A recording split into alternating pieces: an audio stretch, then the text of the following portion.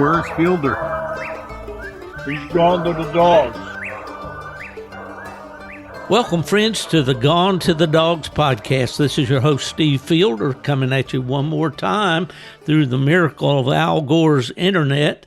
And man, do we have a nice program for you today. I was able to catch up with the guy that I've been trying to pin down for a while, but he moves so fast and covers so much ground, it's kind of hard to get him nailed down. But I'm really happy today to be talking by telephone, and he happens to be mobile, so if you hear a little noise in the background, that's okay. You're going to enjoy this conversation a lot. Got the one and only Mr. John Strickland on the phone. How you doing, John? Hey, Mr. Fielder, how you doing, buddy?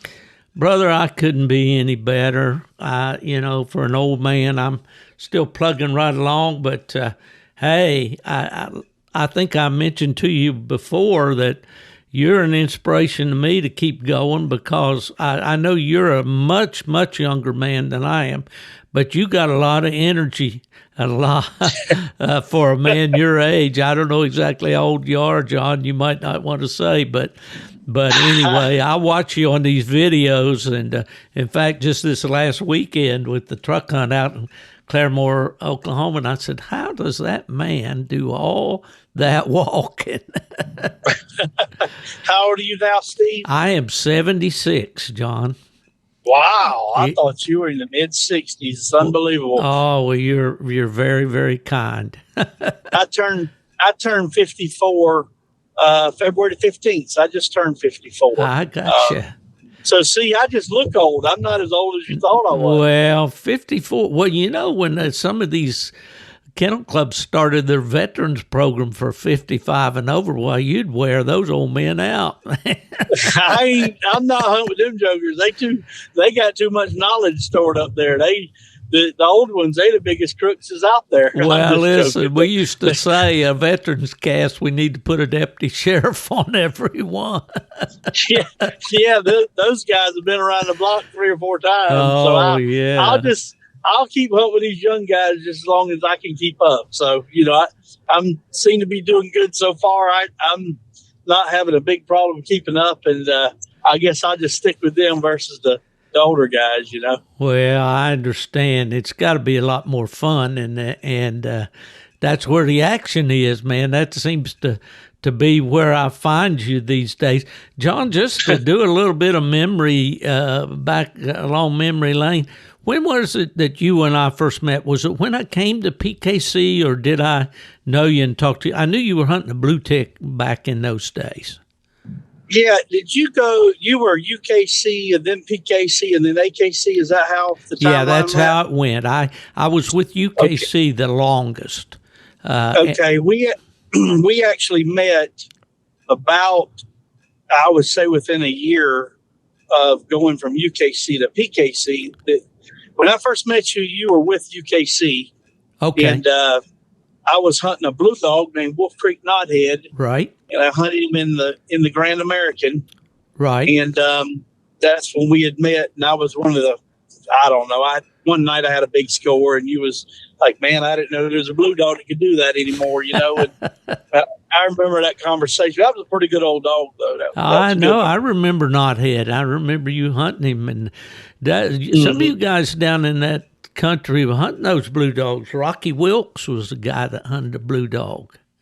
Yeah, Rocky, me and him hunted together pretty much every night. And he hunted that Stealth and Fido, Fido. Fido, yeah.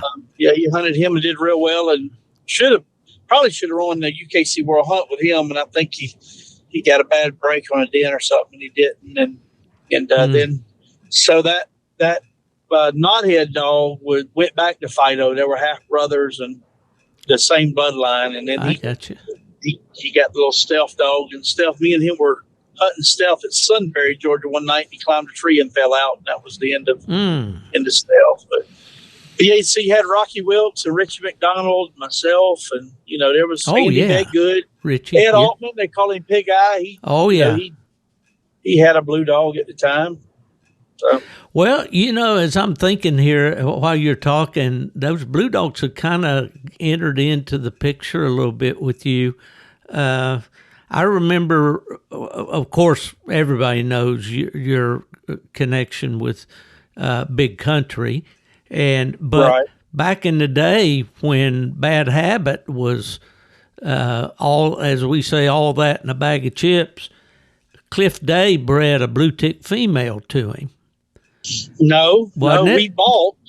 we bought that little female's name was Fly, and she was about the only at the time. I had Knothead, and he was at that time like the only platinum champion blue dog or gold champion, one of the two. Right. And then he had the only platinum or gold champion female that could be bought, that could be bred. Rich McDonald had a little bit, but I don't know if she could be bred at that time or not. But yeah, I remember. So Fly was it. So me and myself and Tim Kramer bought Fly to breed to Knothead, and then Knothead died. So we said, hey, we're going to breed her to Bad Habit. And everybody's like, what are y'all doing? And out of that litter came, oh my gosh, Flying Man. Okay, I was thinking that came out of, I was wrong on that then. I was thinking that came out of the female that Cliff Day had, but it wasn't then. Nope. Huh? No, it was Cliff Days. Me and Kramer went and bought the female from Cliff. All right. Yeah, we bought her from Cliff and come back with intentions, like I said, to breed her to Knothead. Knothead died, so we ended up we hunted her. That was a pretty good female. We hunted her, and then we bred her to Habit, and out of them came. Gosh, if we had Kramer on here, he'd be spitting names off left and right. But Flying Man was the one I got second in Super States with. That was a crossbred off of Habit and Fly. That's why his name was Flying Man. And then there was three more. There was 7 in that litter, and like 5 of them became silver or gold champions. Right. It was a tremendous cross. Oh yeah, for sure. That was and that's kind of. Steve, that's kind of where Sambo and them dogs, not directly, but that's kind of where they come from too, is that same cross kept on going, and sure, that's where they come from. Well, I'm reminded of the dogs out there that in Iowa, the crossbred dogs, that have kind of been in the news a lot down through the last few years. Myers out there and those guys, but that litter there really did make coon dog news. There's no question about it. And that was a real tragedy, losing Habit. I've had Jeff on the podcast, and we talked about that and about the night he was hunting Habit when he got killed and all that. But wow. Well, there's so many questions. I'm going to ask you a little question here. It has nothing to do with what we're doing, but I tried to get a hold of Kramer and ask him. Lloyd C. Morris had a dog named Tyson. Yeah. Do you remember that dog? I do. Do you remember what he was out of? I thought that dog was Wipeout bred dog. Well, I did too, and that's a guy. One of the listeners contacted me and asked me if I knew who it was, and I thought, I'll get a hold of Kramer, and I didn't make the connection with him. I sent him a message, but well, that's not what we wanted to talk about. But yeah, I think I agree with you. I think he was a Wipeout bred dog. Probably was, maybe out of Coy, maybe. I think that dog was out of Coy. I believe he was out of Coy. You're right. Okay. Well, let's see. I don't know where I am. I've got so many things running through my head here. So glad to have caught up with you. You and I talked, you and I and your partner down there, Mr. Oxendine, had a great visit with him this year at the Grand American, he and his dad. And that was just a real pleasure. And, of course, the Big Country dog has been big news. What's going on with Country? He's there at Ashley's. He's 10, coming 11. Looks like he's 4 years old. He's retired. He's just a stud dog. Yeah. He actually is leading the Super Stakes Sire of the Year for his year right now. He's ahead of Bushwhacker by, I don't know, probably close to $2,000. Actually. Awesome. So, I remember. It's been a long time. Been a long time since a Blue Dog, if ever, has led to Super State sires. That's for sure. Well, I have a lot of memories, a lot of stories.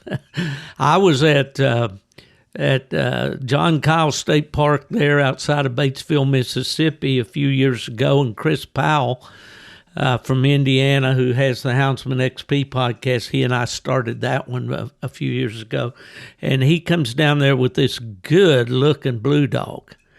And, of course, Donnie was a friend of his, neighbor there, and that was the first time I laid eyes on Country and had him tied up there at the cabin. And I said, man, that's a good-looking sucker. He got some legs under him. Looks like he can move. And then later on, I was able to go hunting with those guys and with Country. And I remember the first time I heard him come on a tree, he ran a track back toward us, and he must have been only about 100 yards away. And he located, and I thought it was a freight train. But that's a great hound right there, man. I mean, what a dog. Yeah, that the first time I ever heard him go, I actually owned half of him before I ever laid eyes on him, actually. And Jeff come down, Rick Lafitte hunted with Steve Burkhardt with him a bunch, and we turned him loose, and that dude just makes about 3 big old ground barks and comes unglued. I mean, just the way you want to hear one. And I looked at Jeff. I said, I can tell you one thing. I don't know what he's got, but I'm happy because, boy, if I got that to look forward to hearing every night, I'm excited. Ain't it the and truth? Jeff said, I'll bet you 100 he's got a coon. I've never seen him make a tree didn't have a coon. And I'm like, no, I ain't betting you, but I'll tell you what I'm going to say. We went down and he was on a gut slick. That would have been an easy 100, huh? Yeah. Yeah, easy 100. Jeff said, what you smile about? I'm like, I know he don't make many of them. I promise you, I can listen to that all night. He just had an incredible mouth, Well, I think that a coon hunter, a true coon hunter, down to the bone, as you are, that's what we live for, the sound of the hounds, and that those good dogs with good mouth. Have you ever walked up to a tree that you wasn't excited to walk up to? I mean, well, I know that you might have been some trees maybe you wished you hadn't treed or whatever, but do you still get that excitement when you walk up to a tree? I do, Steve. I really do. But, I've been in several hunts that walking in, I'd look and I wasn't really excited seeing it. But I first got there. I promise you, I'm like, oh, man, we went to 0 real quick, about 2 seconds, Oh, yeah. Well, there's always that because, you're riding, as you said, from 0 to 0. We used to say from the penthouse to the outhouse. Yeah, about 2.3 seconds. You can go from big to little real quick in this game. That's for sure. Well, okay, let's talk about, you've been making a lot of noise here in this pro sport organization here this last couple of years or so, and tell me about that. How you been? Man, I just like it, Steve. It's there's some differences. Number one, you got a 3-minute tree roll. Number two, and the most important, I think, and it's hard. You talk about getting old; it's hard to do, and it's even harder the older you get. But that is a cast staying together. When that cast stays together, man, it takes so much. It just changes the game so much. There's, everybody sees everything, and the questions aren't as likely to come up, and there's no shadow of there's no shadow of a doubt what tree that dog was on, and oh yeah, face it, when you're out there hunting for $20,000, $30,000, $40,000, $50,000 in a one night deal, and you walk in there by yourself, and your dog's over here on a tree big around your arm, and it's broke off, but the coon is 15 foot over there looking at you in a different tree, and the dog's winning it, but his feet's on this tree. I mean, that's a big temptation. Yeah, it is. And I'm not saying that happens all the time, but there's a lot of stuff happens. Dog eats off the tree. Yeah, we know that. Dog off the tree getting water. I mean, there's so many more things, and that's a big leap in the coon hunting world, I think. With that particular organization, I'm not telling you that all organizations should do all hunts like that. I don't feel that way, but I do feel that when you get up to that certain dollar amount in any organization, when you're hunting for that amount of money, that you got to have more control than just sending a man a mile across there by himself to his dog. And the easiest way to control that is a cast stay together versus having another man have to go with every single person. Heck, we got enough people out there anyway as it is. Absolutely.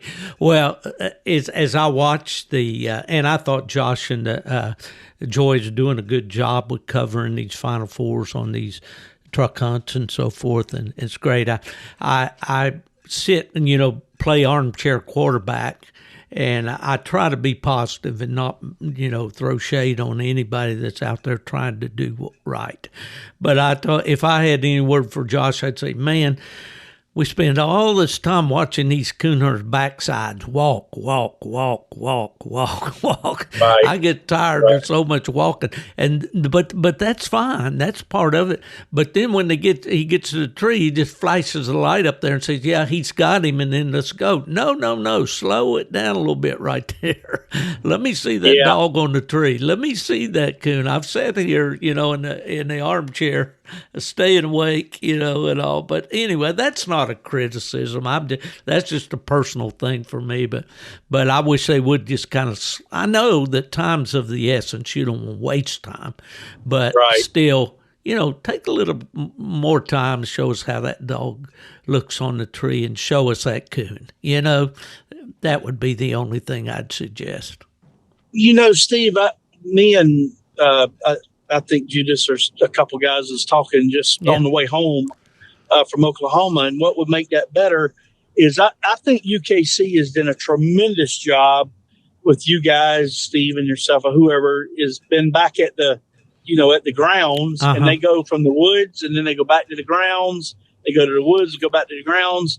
And I always thought, man, if maybe you can't do that, but when you went from the woods to the grounds, instead of that camera just following the backs of people, like you said, if you go to the grounds, and those guys, if you had people knowledgeable what's going on, could explain it and say, hey, if Steve's got a circle and Mabel's got a I kind of like y'all do. Yeah, I'm going to have to ask you to repeat that, John, because we had a skip there. I think we got in a bad place a little bit. Right. What I was saying is if there was a way to, like y'all transferred the live feed from the woods back to the ground, from the woods back to the ground, and if there was a way that could be done to where during that walking time versus like Josh, for example, walking behind the handlers, then it went to the desk back at the headquarters or hunt site, then they could explain, hey, if Lady's got a coon and Mabel's got a circle, this happens, or Lady's got a den and Mabel's got a coon, this happens, and there's a lot more breakdown and explanation. But if you couldn't go back and forth, what would be wrong with, like Josh Michaelis? I love him to death. I think he does the best job with the camera that I've seen so far, but his commentating, Josh is a little dry, So if you had somebody walking along, maybe not carrying the camera, and I'm not saying Maynard, for example, but Maynard or Ashley Guthrie did a good job at that at one time. Exactly. There's somebody out there with a little more bull maybe in their attitude. Josh is serious. A little more gift of gab type. I hear what you're saying. Well, they had him walking along. Yeah. Having been invited to work that first Tournament of Champions, and it was an honor, and I really enjoyed that. But those guys, they go the extra mile. They've kind of, Shannon, I believe, I'm going to get busted for this because I can't remember the lady's name now, but they hired a media director at UKC, and she had worked in TV before. Her dad was this Jerry McInnes that had a TV show called The Fishing Hole on ESPN, and so a lot of TV background and all there, and so they had that thing. It was just like a studio. It's just like the trailer at the Super Bowl, where all the and so they kind of. This effort through pro sports is not quite to that level yet, but maybe if it continues to grow and all that they can do what you're suggesting, because it would make it a lot more interesting for sure. Yeah. If you had somebody that actually knew the guys that were hunting, you could take somebody like a Josh that's on serious mode, and take someone that's always cutting up. Yeah. And they could be saying, hey, I know how Weed thinks, and Weed's not going for second. He would rather have fourth than he would second. So he's going to go for first, and he's going to do this. And then when he gets there and he doesn't do it, then this serious guy can say, hey, you was wrong there, bud.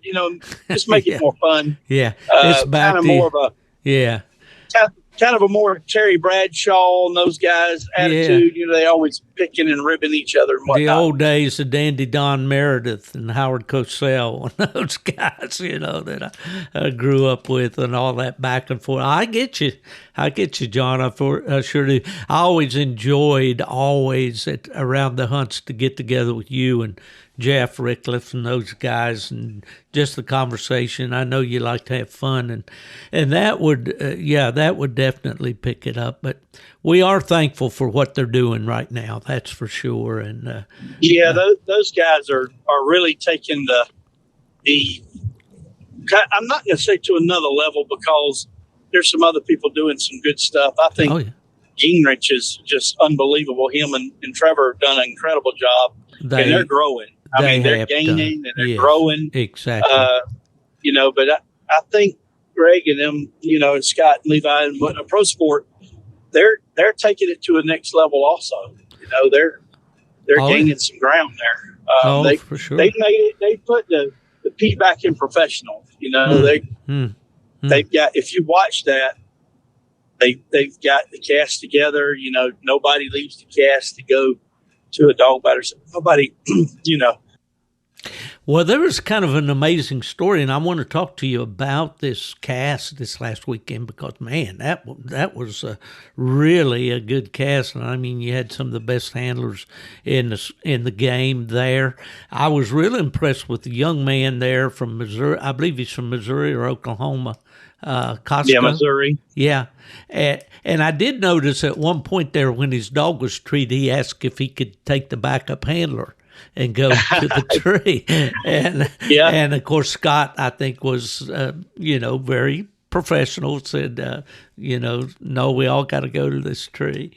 But it's a learning curve with all the different rules. And, I get confused now as I try to remember back, because I worked with all those. I didn't work with pro sport rules, but I worked with, PKC, UKC, and AKC, and so they kind of intertwine and overlap, but that was really cool. Well, tell me now, Randy Smith and I are good friends. We have been since back in 2016, when he won the World Hunt with his Sioux female. And anyway, so Randy and I talk quite often. In fact, I'll be going up to Randy's here just later this month. But he told me a while back that he was you and him were going to kind of go in partnership. Right. And he was real excited about that. And he was excited to know that his dogs were going to get maybe seen a little more on the major stage and all. What about that? You want to talk about that a little bit? Yeah, so it's kind of funny. Everybody was kind of go back up just a second. Everybody was congratulating myself or Judas put on Facebook a deal about I've won 3 trucks in 18 months with 3 different dogs and the goat and, all this. You just blow it on me. We're buddies. And I mean, yes, he does work for me, but he amazes him. He walks along these casts and he's always coming back and said, man, it amazes me how you can, you know what to pick in these dogs that win and it's like natural instincts to you. And I'm like, well, you just think natural. I've been doing this since I was 11 years old, So, I mean, I've been doing it a long time. Surely I've learned a little something. But anyway, in that post, there was 400 or 500 people commenting. I didn't put the post on there. Judas did. And I didn't make a comment because I was so tired, to be honest with you, I imagine. It took 2 days to recuperate. But some people were like, not a little upset or agitated because we didn't give Austin Ewing, the young man that hunted that dog before me. Maybe we didn't mention his name or they didn't mention his name. And I saw the thread, and I think you guys handled that very well. Yeah, Judas actually didn't even know who Austin. Judas didn't have the background. He just knew what he knew. He's known in the last 3 months. But to back up your question, so I drew Austin with that little dog.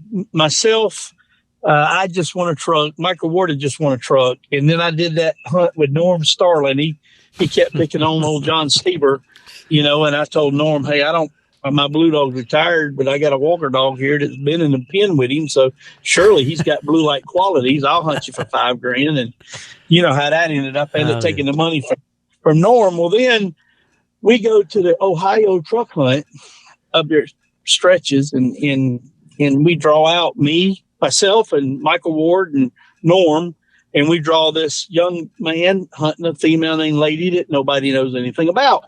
Right. And I told Ward on the way to the woods, I'm like, they all saying John and Ward and Norm and all this. The one they better worry about is that little female with that kid hunting her, and I say kid, he's not a kid, he's a teenager, but to me, he was a kid because he's a lot younger.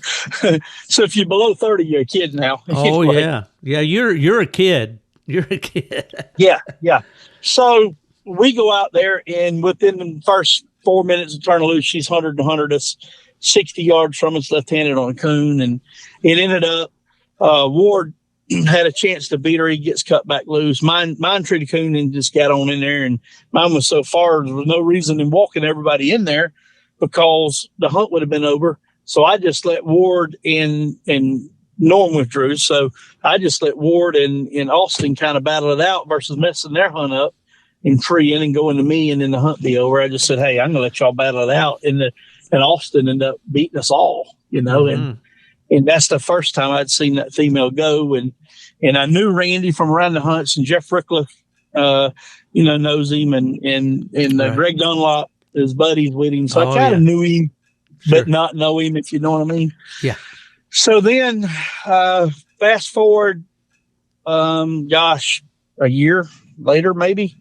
And I told a couple of people, hey, that's a nice female. So fast forward a year, and I draw this early in the Ohio truck hunt again a year later.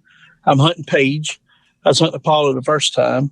And I draw, and I get to look at the card, and I'm like, that's that same female with that young man hunting that I got beat by last year.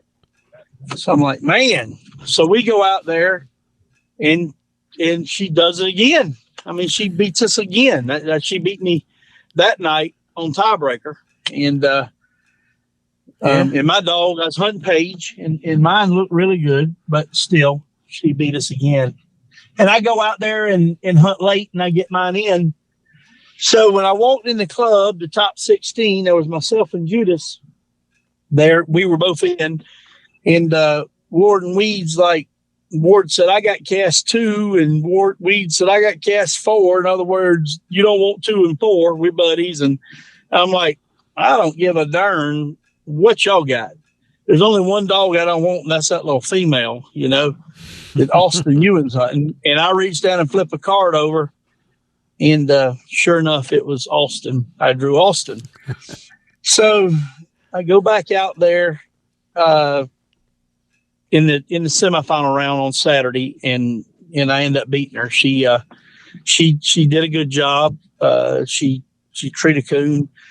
And in pro sport, unlike some of the other registries, it's very, very, very important you're the first one to get treed and scored and get back off the leash. Yeah. Because there's no leash lock. So if you can get off the leash, that really gives you. And Austin didn't do that. He let her sit there and tree, and he was a little slow on the call. And everybody gets treed ahead of him in 4 different locations, and it's hot.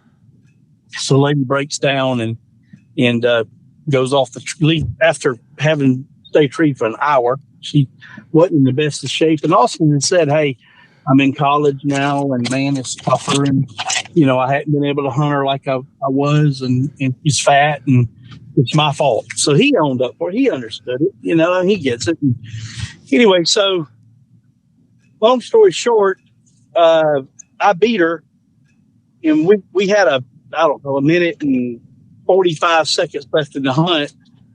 And I walked out there and cut, and the buzzer goes off. And exactly, because my watch starts over. When the buzzer goes off, my watch automatically starts back over. Right. So the buzzer goes off in 22 seconds after the buzzer goes off.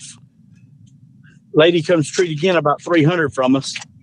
And I said, "I'm walking in there with you, Austin. I want to see if she got a coon." Because she had a coon 22 seconds earlier. I'm beaten again by her. And winner, she had a double. And I'm like, you know what? Trees are faster. He beats me. And I'm hunting a good dog. I won, since April 29th, Paige has won $96,000 or $7,000. I mean, it ain't like I was hunting a gull. Exactly. And so I'm in and end up, I think, second or third. I don't remember. Second, I think, in that hunt. And little fire female won it. Well, I tell Greg Maynard, he was looking for a dog, and I tell Greg, I said, "Listen, Greg, I'm telling you, if you want a dog that can win, and I don't want you to have her, somebody needs to be calling Randy Smith." And I said, "Austin just told me that he had to go back to college. He wasn't going to be able to hunt and so forth, and somebody needs a buyer." So I think Greg called him and basically said, "No, money can't buy her. No money can buy her." And then another man called her, and he said, "No money can buy her." And then he calls me, and he says, "And Randy's from Pennsylvania." Yeah. And so you Yankee guys, when y'all speak, it sometimes gets taken a little differently, So Randy calls and says, "Strickland?" I said, "Yes." He said, "Randy Smith." I said, "Hey, Randy." He said, "If you will, how about quit telling anyone about my dog?" And I'm like, "Excuse me?" And he said, "Quit. I don't want to sell her for no money, because I wouldn't take $100,000 for her. I raised her, and I trained her, I bred them, and all that." He goes, and I appreciate that you think the world of her, but don't tell nobody about her, because I'm tired of telling people that I won't sell her." And anyway, I said, "Well, I think you got a real winner." He goes, "But I tell you what I would do." I said, "What's that?" He said, "I would give you half of her." I'm like, "Excuse me?" Because I give you half. My brain is thinking, here's a man called to kind of thrash me for trying to put his dog out there for sale, and now he's trying to give me half of her. He's kind of got me confused. So I'm like, "All right, I'm interested. Tell me." And he said he explained he lived in Pennsylvania, and that was a hard place to promote a dog out of, because very little coon, very little hunts. They had to drive, 20 hours, kind of like I was when I was in Georgia. You had to drive so far to a hunt, and I understood that part of it. And he basically said, "Hey, if you'll promote her, you come up with a way that we can join up and you promote her, I believe it'd be a big thing." So we ended up striking a deal. And I said, "Well, Austin wants the 100th World Hunt, I assume." And he said, "Yeah." I said, "Okay." So I said, "Well, let Austin hunt the World Hunt. When the World Hunt's over, I'll take her home." So I brought her home from the PKC World Hunt, and I took her to the vet immediately. And it was just a few minor issues, Ehrlichia, and just a few little things. And I don't think the dog feed that they were feeding was jiving with her. And we switched her feed and did a little tweaking, and I started pleasure hunting her, and boy, you could tell Austin wasn't hunting her, because for 20 nights, she didn't even want to go hunting for me. She'd look at me and I'd walk off. But I'd had that kind, Jenny was that way, Knothead was that way. And so I dealt with that before I done seen. And so I said, well, old girl, I guess you're going to be a little longer than just 10 nights here. So I started running her on the treadmill every day and spending time with her and hunting her. And just Suzanne would go down there, and Brooklyn go down there and love on her all the time. Brooklyn, our daughter, would go down and get in the dog house with her and hang out. I'm like, how is she in the dog house with Lady? Well, she likes Lady, and so everybody was wondering, I'm hunting Paige, I'm steady winning. Yeah, I'm going to jump in there right there. I was scratching my head, of course, Randy told me that he, what had transpired. He didn't tell me all the details, but I'm thinking John's got Paige and she's on fire. Mm-hmm. What's he wanting with this lady female? Well, when you see Michael Jordan and you're looking to put a basketball team together, and you see Michael Jordan out there, it's pretty easy to know you need Michael Jordan too. So, I got even though you got Kobe, you need Michael there too, Well, I got my lady's story, and I'll throw it out there and take me 2 seconds. I saw her tree 2 doubles on a bad windy night, go 400 and some each time, and she was 8 months old. 8 months old. Yeah, I saw that with my own eyes sitting in Randy's side by side. Yep. Watching her on the drive track, how she hunted. Yeah.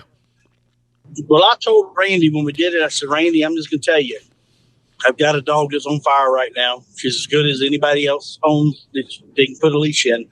And I said, I'm not going to put her on the back burner, but Lady's younger. I am going to hunt her. I am going to hunt her in some hunts. And I said, we will be successful, but I don't want you to get frustrated if our success don't come in 2 weeks or a month, right. Because I will not hunt one, Steve. I will not take one to a hunt. I don't care if it's a $30 hunt until I feel you've got to beat her. I mean, you've got to beat this dog. If they're not at that right place in my mind, I'm not taking them. And so I'm hunting this dog, and I carried her to, I forget where I carried her to. I took Paige and her together, and I hunted Paige first night round, and I hunted her late, and she didn't look very good. She hadn't flipped that switch for me yet. And then, I kept hunting her and winning with Paige. And then at the truck hunt that we won with Paige, I took and I hunted her early, and Jeff hunted Paige early, and he got Paige in, and I hunted her early and lady, and got beat both rounds. She didn't look good at all. And then I took Paige over and went on to win the truck. Not that I was superior to Jeff, but heck, I've been hunting her. I knew every bark Paige made, and Jeff had only hunted with her one night. Right. Right. So I took her over and won the truck. And then, so during this time, all these people's like, yeah, what's going on with that lady female? She ain't panning out. I'm like, y'all don't worry about that lady female. It'll all be good. Well, then about the 1st of January, somewhere around there, it's like a switch flipped. And it was a different animal all the way around. And I knew it. And I didn't say anything to anybody. So she come in heat, and I let her, and I was steady treadmilling her and, hunting her some in safe places with her in heat. And I took her, I left Paige at home, and I said, hey, I'm going to Newton, and it's going to be all lady. And, well, let me back up. The week before that, Judas Boland had come down and brought Apollo, and we left Lady in the pen. We hunted Paige and Apollo, and we hunted a river shore, and I think Paige treed 3 within 1.75 miles of a river shore, and Apollo treed 1 together. They were cut at the same time, and Apollo treed 1 down through there, and Paige treed 3. We put them in the box. It was frosty, getting cold. Took them back home. I said, I'm going to show you something, Judas. I put Lady in the box and went to the exact same place we started hunting. And he goes, what are you doing? I'm like, I'm going to turn this female behind where we were already hunted. I'm going to show you something to blow your mind. And he laughed at me. And from where we hunted to 1.2 miles, she'd treat 5 singles and had every one of them. And every one of them was asleep. 3 of them in dens that we shined up in there, and every one of them was asleep. And Judas was like, boss, I was doubting you. I thought you kind of pulled up short on this one, but that's the real deal. And I said, you're darn right it is. So the next week I took her to Newton and got in, and we hunted it off, and I think we got second. Then the next night I got in and we hunted off and won it all. And I called Randy. I called Randy on the way. I said, she's ready. You'll see what you own now. And then I come back and, I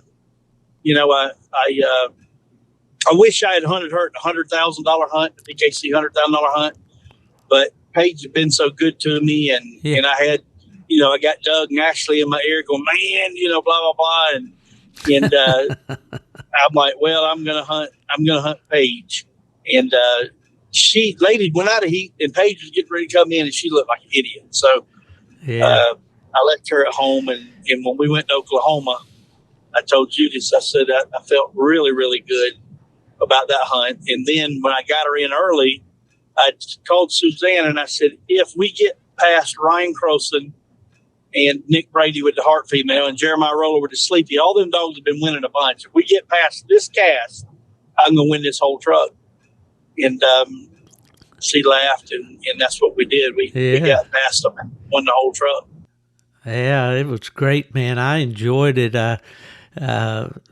She just recap the hunt a little bit for us. Okay, I'm going to tell my listeners, in case they've been under a rock the last few days, the Pro Sport Truck Series. I don't know, how many of those truck hunts do they have a year? Is it just, do they have a set schedule, John, or is it? They've had, the first year, they had like 8, and now they're going to try to have 10. And eventually, it might get to where they could have 2 a month. So it'd be 24 trucks given away a year. I mean, think about that. You could go 2,000. I mean, you could spend $1,250 and have a chance to win 24 new 4-wheel drive, 4-door pickup trucks a year. Think of that. I mean, where in the world does coon hunting come to? It's crazy. And, of course, I've been at it a long time, John, and I can remember when it was a big deal when we started the Winter Classic in Albany, Georgia. I gave away a 6-month lease to a Toyota Tacoma. The guy that won the hunt got a 6 months lease on a Tacoma. I remember that. Yeah. I remember that. Yeah. And to look where it's come now, and I don't mean to throw shade on PKC in any way, but, you go out there and you run and run and run for a truck ticket. And sometimes, it takes more than 1 month to get one. And you think of all you spend in that effort, and then to be able to just go out there and pay that entry fee, and man, what a return, Well, yeah, think about this. For example, what happened to me, when I bought Paige, Ryan, I bought her from Ryan Bratchford, and Ryan had run and got Paige, spent a bunch of money and got Paige a truck ticket. Then when I bought her, I paid extra for the truck ticket. And then the truck hunt comes up in January, and my mother passes away the day before the truck hunt, or 2 days before. So therefore, all that time and effort, for this thing that happens one time a year, then I'm not able to go. But then they ended up postponing it. I think they're having it this Friday night or something. But anyway, I'm not. Yeah. Yeah, I'm not. I'm not participating. But to do all that and not get to go, or guys out there running that have to run 2 or 3 months, and their female come in heat, or their dog get cut, or things happen. Sure, that's a hard deal. Yeah, you can go out here and hunt for $1,250. Well, that's for sure. I can't let this pass, John. I wanted to tell you personally. I mentioned on Facebook, I am very sorry that you lost your mother. I went through that here, back this last year myself. Yeah. But so yeah. Well, listen, thank you. Y'all. Well, you're certainly welcome. And family comes first, brother. These dogs are important, Yep. but family's first. That's for sure. But so so lady, of course, wins the truck. I guess I know Randy Smith was absolutely elated about it. Randy, I talked to Randy at 5:00 in the morning, and he said to me that he had his entire family up watching live on this truck hunt. And I laughed. I'm like, Suzanne will stay up, but she dozes off. But I could see me going in there and wake, you got to get up at 5 in the morning watching it. She would throw me out of the house. Exactly. I know that would be the case with me. but yeah, it would be funny. It'd be funny. Yeah.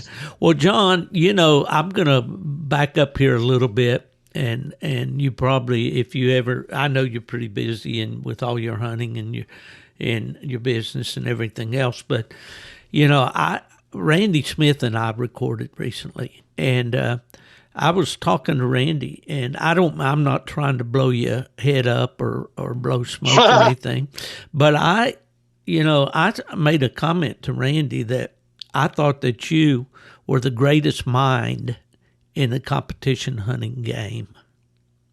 And I don't mean to embarrass you or anything like that, but I've kind of studied you and I've watched you. I've been around this game for a long time. I've watched you down through the years, and then these videos have made it more better enabled me to walk along on the cast with you and watch the way that you handle a dog and watch the way that you are absolutely on top of, it seems, from my standpoint, on top of everything that's going on every second of that event. Do you want to comment at all about how you approach a cast and so forth? Steve, that's very, very humbling, and I appreciate you saying that. And I mean, I don't see it as that. There's some really, really, really sharp handlers out there, like Nikki Hale, for example. I mean, I cannot beat Nikki Hale. Barry Kitty. Now, Barry, now that he's come back, I've drew him a couple times. I've been able to handle him. But before I couldn't. Tim Kramer was one of them. It was just, and that's who taught me to handle. I mean, that's really taught me how to win a coon hunt is Tim Kramer. And Tim Kramer can recite every rule, every number, every paragraph, word for word in the whole book, and it just blew me away. But the guys out there today, there's some really good handlers, and they're sharp. And no doubt. Everybody's got somebody they think is just over the top sharp. And I'll give you like Dustin Weed. Right. Judas started that goat thing with me. I'm like, dude, I'm not even a pimple on the goat's rear end. Dustin Weed is as good a handler in a competition hunt, the very best that'll ever live. And you can look at all the stats and reports and numbers and winnings. And he is, I mean, he just thinks of stuff that I even have a hard time keeping up with. And he, not only does he think that, he knows a dog. He knows what his dog's doing. He knows what your dog's doing. He knows what his other dog's doing better than or as good as you do. So, thank you for saying that. Well, I think I see that in you too, John. You may not see it, and you're I know you're a humble guy, but that's Randy would text when we first started. Well, Austin was in the World Hunt, and they got Rick Strouser and Randy and myself and Austin and somebody else is all on a group text. He's out there hunting, and there's texts going off going ding, ding, ding. And it's Randy said, update, what's going on? And this Rick's asking and Austin's answering. And I listened to it for about 30 minutes, and I put a text on there. I said, Austin, handle that dog. Get your mind in what you're doing. Forget these texts. Do this texting when this 2-hour cast is over. Cut that telephone off, dude, because you can't do what you need to be doing and handle that dog. I remember that. Yeah, and Randy, they shut up like quiet as a church mouse.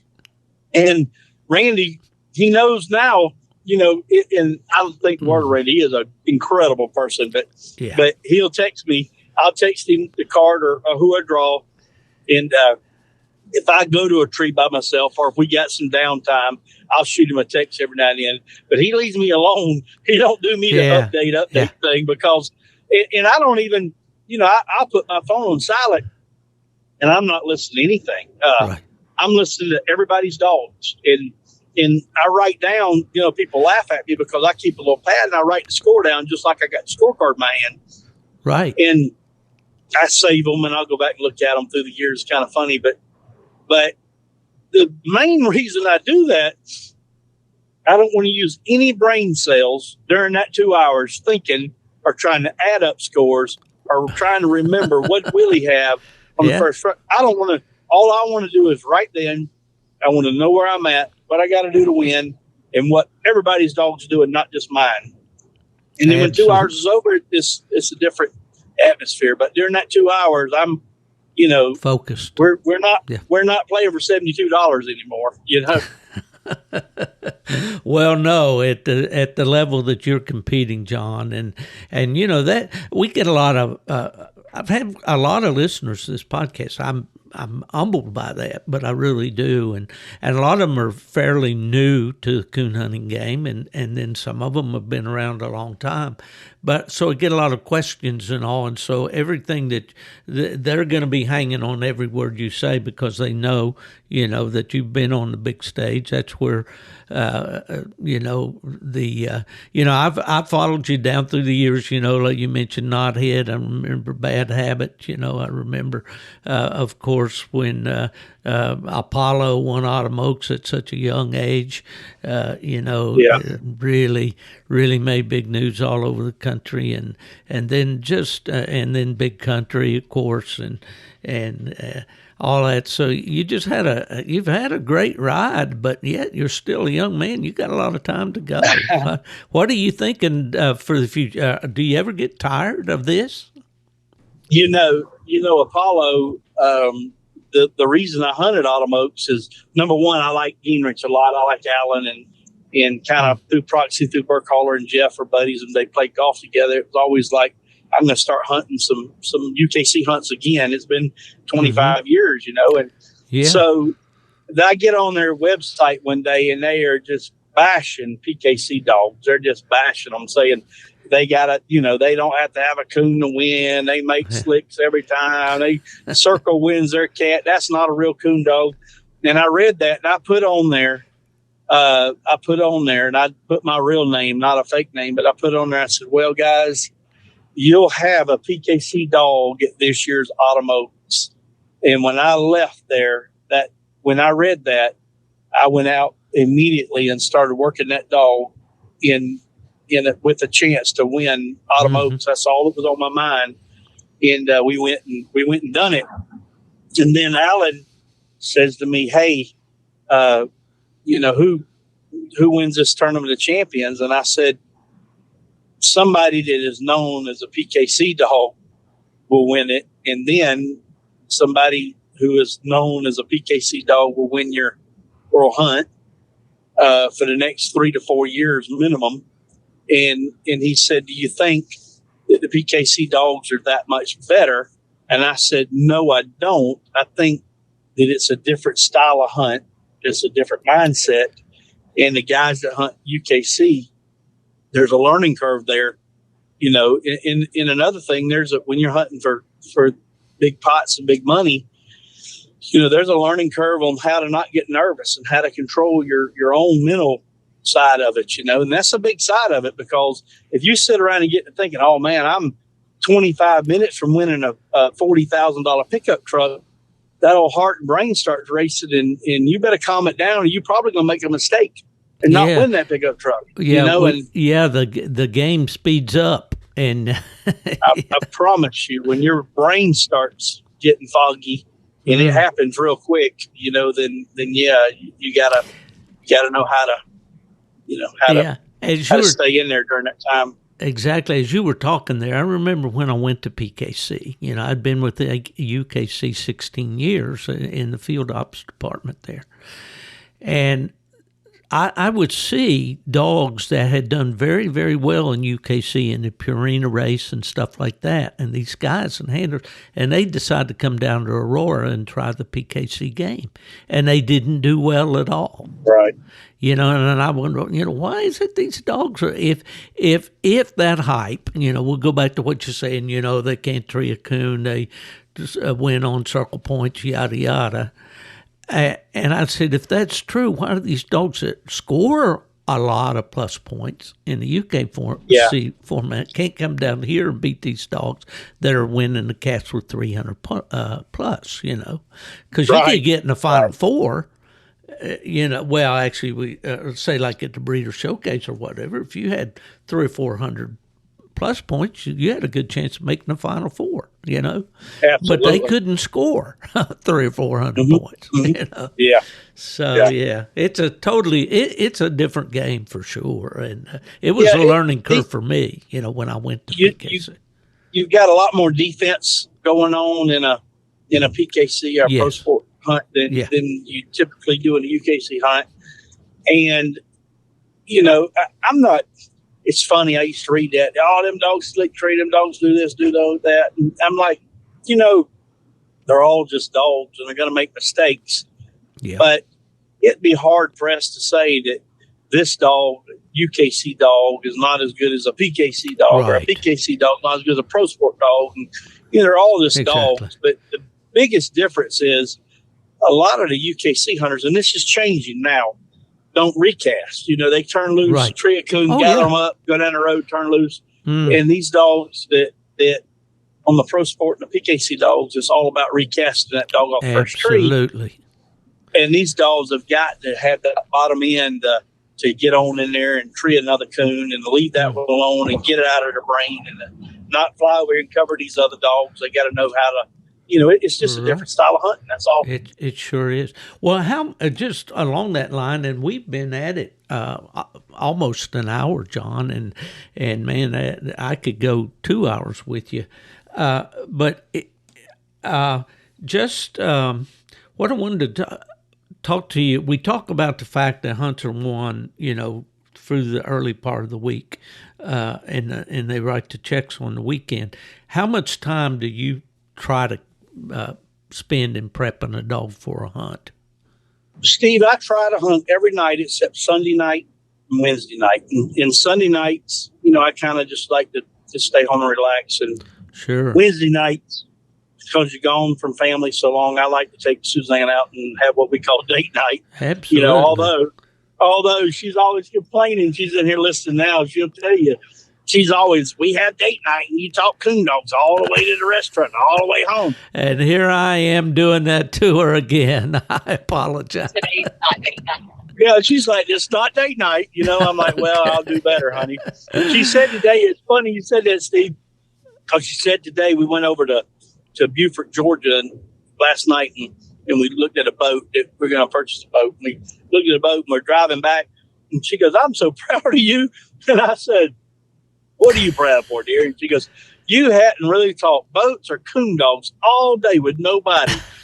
And I said, well, you know what? Don't give me so much credit because the date ain't over yet. We ain't over. And so we're at the 10-yard line and we just fumbled the ball, Steve. I guess we did. My apologies to Suzanne. I go through the same thing. My Ella is exactly that way. She says, all right, put the phone down, put it on airplane mode or whatever. We're going to talk or whatever. But, going forward now with, you say, so you hunt basically 5 nights a week. Yes, I try to for the most part. Yeah. Now you're in Kentucky. Correct. Around Springfield, is that right? Mm-hmm. Yeah, halfway between Louisville and Lexington, basically. I got you. Horse country? Yes, horse and cattle. Yeah. Okay. A lot of fences. Couldn't in my country to beat me. You better have a dog knows a fence because we got fences every 300 yards. Yeah, I know. My first time I ever went on a UKC night hunt, handled the dog and all, was at Georgetown, Kentucky, at Plot Days, at the Bluegrass Cooners Club there. and hunted on a big horse farm. I wrote about it in my book, and lost my dog. He trailed a coon through a culvert under the interstate. It was quite a deal. But yeah, beautiful, beautiful country there. And I guess, do you like the hunting in Kentucky better than Georgia? No, I don't. I don't really. I mean, there's things I like about the Kentucky hunting way better, and there's things that I love about the Georgia hunting. And typically, I get back to Georgia about, because my family's still there and all, and I always take dogs back. But typically, I get back about 4 to 5 days a month to hunt down there. So it is still, when I'm down there, I'm like, man, I'm so glad to get home and back to Kentucky and hunt. And then a month later, I'm like, man, I want to get back down there to the coast and hunt on them islands and plantations and stuff, Yeah, yeah, some beautiful properties. I like both places. I mean, it doesn't, it doesn't matter to me either way. Well, that was pretty good. Looked like good hunting. I've been to Claremore, Oklahoma. Was there, like for red bone days or whatever, so I wasn't out in the woods hunting, but it looked like pretty good hunting you had last weekend. Excellent hunting. Them guys up there did an awesome job. The great facility, the food and everything was just unbelievable, and the hunting was really good. Nobody really got tangled up with anybody shooting or complaining or raising Cain, and nobody got any dogs close to a road that I know of, and so their hunting is second to none out there, probably. All right. Well, I got to think that Lane probably had to be the favorite homeboy. He's from right around that part of the country with the shot dog. Yeah. And Lane put up a huge score early. He had like 850 or something. He put up a big score to get in. So I'm sure he was the favorite. Yeah. Yeah. Well, you mentioned Dustin Weed, and of course, I guess he's still handling for Ike Rainey and for the Heather Island or a group there, I guess. But I can't keep up with the dogs that Weed's hunting. I mean, it seems like every hunt he's hunting something different. Yeah, Weed was hunting and is hunting now for Levi Stevenson, hunting the little Willie dog. Yeah, so he's hunting okay. So there's been a the change. Little Willie dog out there, and then you mentioned the young man, Judd. Judd, yeah. Judd did outstanding. I drew him early on Friday to get in and beat him with literally 7 seconds left in the cast. I get treed and go in there and got a coon on a den on the outside of a den, and I beat him. And then he got Mabel in late Friday night, and I ended up in the Final Four with him, and that kid right there will be something to deal with in the future. He already is. He's tough. He's cool. He's calm, I noticed his demeanor out there and all, and and of course the little female there, she needed a little more on the strike end of things there toward the end. If she has a coon and a high strike, it might be I might be talking to him instead of you, right? Absolutely. Yeah. I think he had said that she got tired, and she might have got a little tired. And talk about that just happened. A minute. For guys that think some guys do all their coon hunting at a night hunt on the weekend, and the conditioning and all that. How much do you put into that, John? Well, we put a lot in it. I'm a firm believer in a good feed and good supplements and regular vet checks. They can't talk to you. They can't tell you they don't feel good. And then a lot of times I'll hunt it up. This double round stuff is hard on a dog too. I mean, that, it kind of ain't used to it. So a lot of times I'll hunt a dog, if it's like an hour and a half, and then have another dog like right now I got 2. Then I'll hunt the other dog, leave one in the box for an hour and a half, and then hunt again and rotate them just so that they have that recasting, or hunting simulated late rounds. And, I think that's pretty big, but that condition, man, if you know as yourself, if you can't breathe, it's hard to get up that hill. Oh yeah, for sure. And the older we get, the steeper they get, for sure. I promise you. Well, John, your wife has been very gracious to allow me to steal this much of her time with you, and I've really enjoyed it. I always enjoy seeing you at the hunts. It's always good to catch up, and I don't travel nearly as much as I did when I first retired, but I hope to get around some and see you at an event here. Maybe get out to Salem or somewhere along the line. But I'm certainly through Randy. I'm going to be following you and Lady. Do you have any immediate plans? Something coming up right away, or? Yeah, Randy is given the truck. He's going to keep the truck, and he's going to give the truck to his son for his 16th birthday for his first vehicle. Yeah. So he's coming up this weekend, and him and Rick and several of them's coming up. Three or four of them coming up. We're going to hunt this weekend. Good deal. And he's going to take the truck home with him. And then next weekend, myself and Lady and myself will be in DeWitt, Arkansas at another truck hunt. So, oh yeah, my old stomping grounds. I've been going for 11 or 12 years now. I stay at St. Charles, just about 12 miles or so from DeWitt. So, yeah, when we go out and hunt the White River Refuge every year out there. So, well, that's good. Yeah. I hope you have good weather. And I'll be watching for you. Anything that I should have said or asked you that we didn't talk about right now that's burning a hole in your soul, as they say? No, not really, Steve. I'd just like to say, thanks to Randy for the opportunity with the dog and coming up with the kind of the deal, and special thanks to Suzanne Strickland. She stays there a lot of times by herself when, home by herself and taking care of kids and whatnot, when I know she'd rather be doing something else. And for me to go out here and follow these old dogs, it's probably a bigger sacrifice for her than it is for me. So, it's always a good thing. Yeah, absolutely. We salute the ladies that are supportive, and I'm so fortunate to have a wife like that too.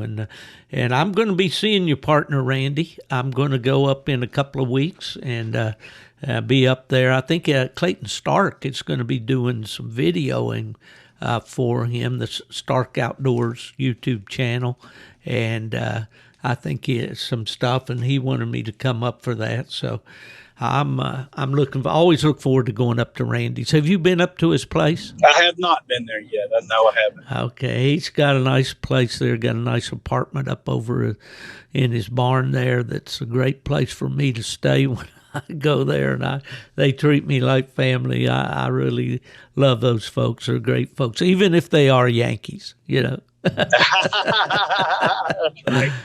Well, John Strickland, I think old Judas is on to something, when he talks about you being the GOAT. But I don't know about that. I can name a bunch of guys out there that I feel like's got a lead on me, and a bunch of young guys that's coming, right behind us. So, it's there's a bunch of good handlers out there. That's good. That's good. Well, you certainly have your thumb on the pulse of coon hunting and know what's going on out there at basically at all levels. So, John, I really appreciate the time you spent with me today, and it's going to make a great podcast.